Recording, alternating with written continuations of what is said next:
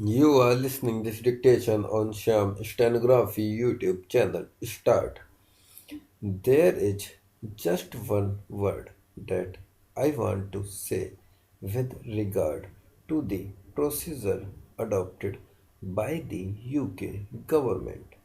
I do not wish in the least to complain because I am fully aware of the difficulties which confronted the UK government in this matter because one of the matters which I presume ultimately led to this decision of the UK government was that because of these wild rumors floating about the world, there was a vast movement of sterling from the UK to other countries, and probably events compelled them to act in the way they did.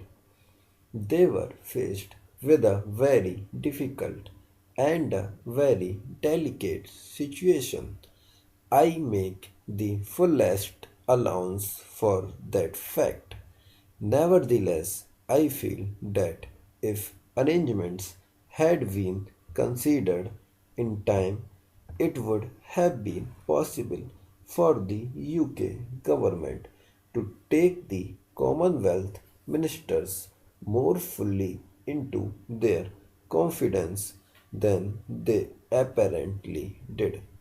I say that for this reason that in the Commonwealth Ministers' Conference, which was convened for the very purpose of discussing the dollar situation, there was no reference whatever to the subject of devaluation, and if, as I understood it, the resolution passed by the Commonwealth Ministers' Conference provided the brief for the Washington talks.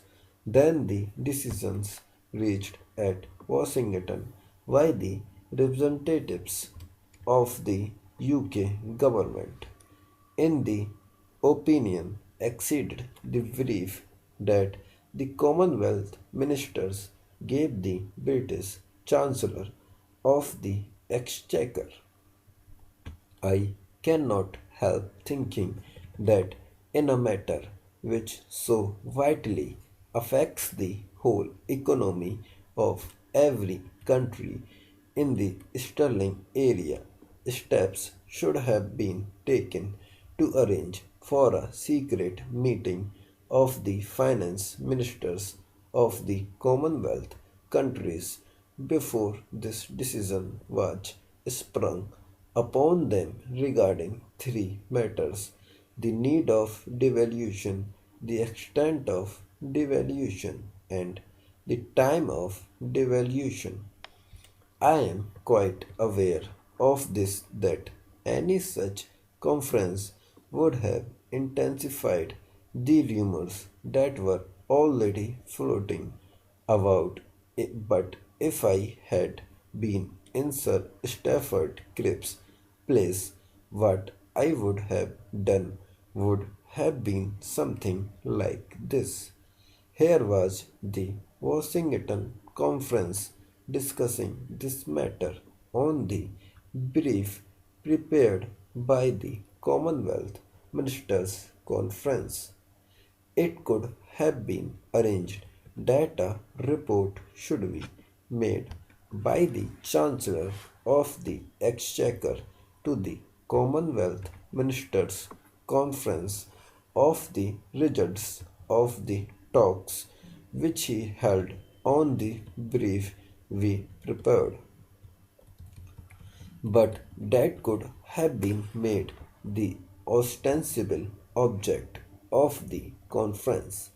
Incidentally, it would have enabled Sir Stafford Cripps to acquaint us really with the circumstances that led to this final decision. Let me say again that I make this statement because I feel we have been placed in a position which led not merely to inconvenience to ourselves but also inconvenience to our neighbors Ceylon and Pakistan. And I think every effort should have been made to avoid the inconvenience that was caused in that way. Now I proceed to tell the House what precisely are the reasons which led us to take the decisions we did.